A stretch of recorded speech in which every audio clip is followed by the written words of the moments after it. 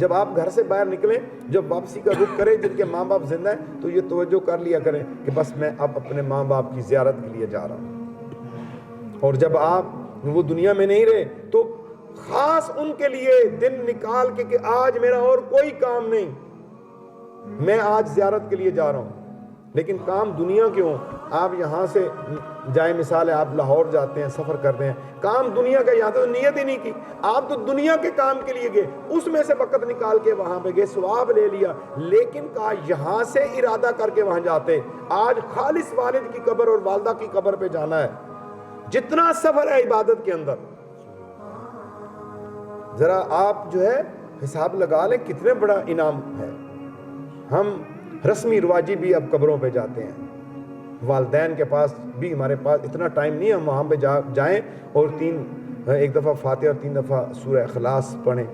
تو میں قبرستان میں گیا اور وہاں پر ایک نوجوان قبر پہ کھڑا ہے اور ساتھ فون بھی سن رہا ہے، اور ادھر سے پڑھتا ہے، پھر بیل آتی ہے، پھر آتا ہے، پھر مجھ سے رہ نہ گیا، میں نے چلتے ہوئے کہا جوان یہاں سورہ فاتحہ 3 بار سورہ اخلاص پڑھنے آئے ہو، یہ کس کی قبر ہے؟ کہتا میری ماں کی۔ میں نے کہا اس نے دودھ بھی تمہیں اس طرح نہیں پلایا ہوگا، دودھ بھی تمہیں جب پلا رہی ہوگی، اگر اس کے شوہر نے بھی بلایا ہوگا کہے گی مجازی خدا میں اپنے بچے کو دودھ پلا کے آتی ہوں، بھی بھوکا ہے۔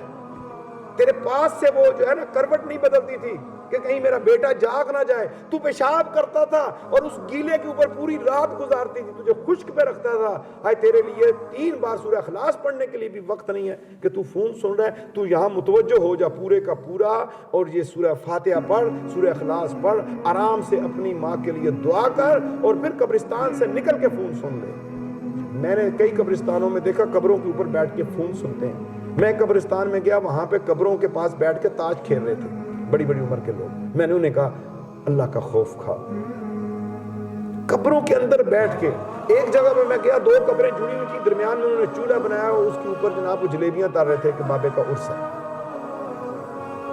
ٹھیک ہے جی، پکوڑے بنا رہے تھے قبروں کے اوپر، انہوں نے قبروں کے درمیان لوگ سوئے ہوئے، پورا قبرستان جناب۔ میرا خطاب تھا تو میں نے ان کو کہا کہ کچھ اللہ کا ڈر پیدا کرو اپنے اندر۔